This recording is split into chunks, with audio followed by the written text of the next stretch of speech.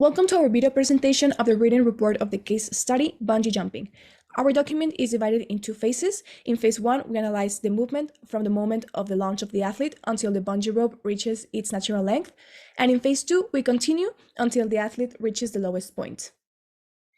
For phase 1, we're going to analyze the forces and initial conditions, taking into consideration mass, which is the mass of the athlete, gravity, as the acceleration due to gravity, constant on Earth's surface, the initial position x sub 0, which is in this case 0 since we are starting from rest, the initial velocity, which is the derivative of the position, also 0, the acceleration, which is the second derivative, but in this case is due only to gravity, so it's equal to g, the constant b for air resistance, and the rope length L, which is the length of the rope, natural and on stretch and on contract.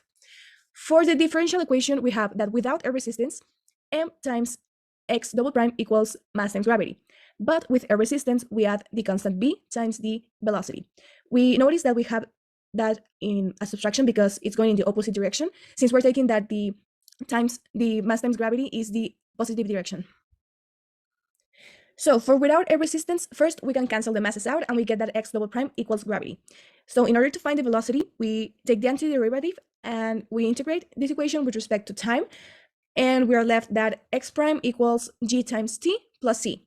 We use our given initial values, which is that when time equals 0, then our velocity equals 0 as well, since we're starting from rest. And we can find the value of c with that. So we substitute and we get that c equals b sub 0.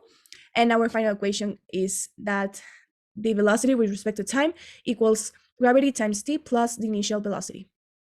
Once we have the velocity, we can integrate this equation again in order to obtain the displacement or the position.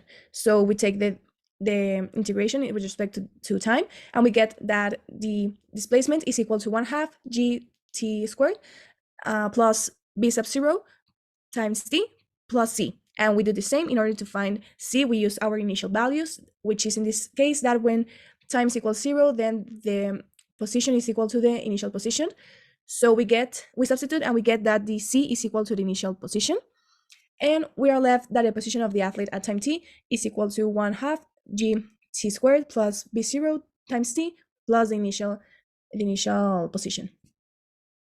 To find the general equation for the air resistant, we started from the equation mx double prime equal mg minus bx prime. So first, we have to simplify and distribute the equation and rewrite it as a second order derivative. That is the one that we have shown there. After that, we have to get the general solution. And to do that, we firstly need to find the homogeneous equation by setting this equation equals 0. After that, the characteristic equation had the form of r squared plus b divided by m r equals 0.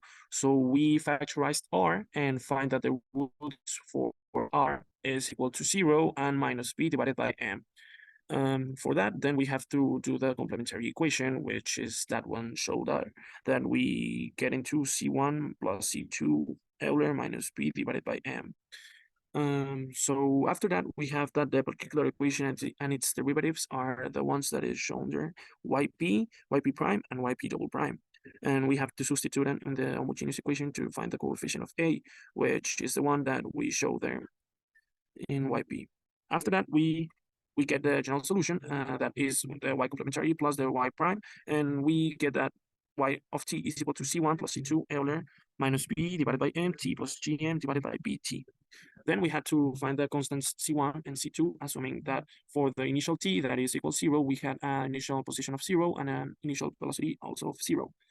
Then evaluating for y0, we get that c1 is equal to minus c2, and we found c2 in the initial velocity, getting that c2 is equal to gm squared divided by b squared, also getting c1, which is the same but with opposite sign. After that, we plug these values in the final equation, and we get that y of t is equal to minus gm squared divided by b squared plus gm squared divided by b squared, Euler minus gm divided by bt. And final, we plotted it, and we get the free fall of the subject in the bungee jump. Now we're going to analyze the phase 2, that is the analysis of the trajectory when the rope is more than its natural length, so it stretches. For this part, we have the same initial conditions, but the xi and x prime I are the final conditions of the phase 1. We also have to include Hooke's law that is the coefficient of elasticity of the rope, into account. Then we have that our differential equation is mx double prime mg minus bx prime minus kx. We're not going to do without air resistance this time, just with air resistance. So our answer is more complete. First, for the solution, we have to redistribute it so it can be seen as a non-homogeneous part and a homogeneous part. So first, to solve this, we have to take the complementary solution of the homogeneous part, but there is something that, because we're only working with constants, there is actually 3 cases that can happen after finding the roots.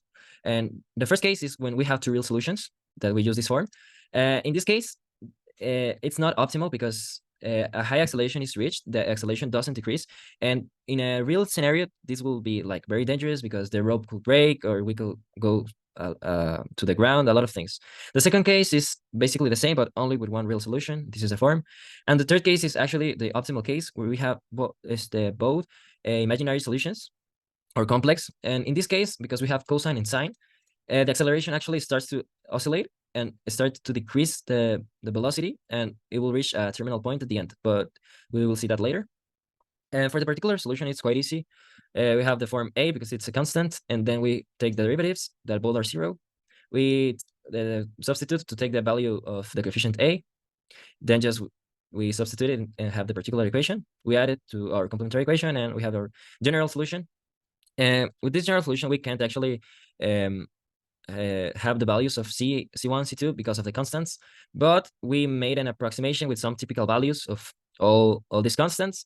And this was the graphic that shows to us that we can easily see how it has a position at first, how the position changes very fast, and then starts oscillating with each time less amplitude. So it gets to an equilibrium point, terminal point, when it stops. And well, yeah, that was all, and thanks.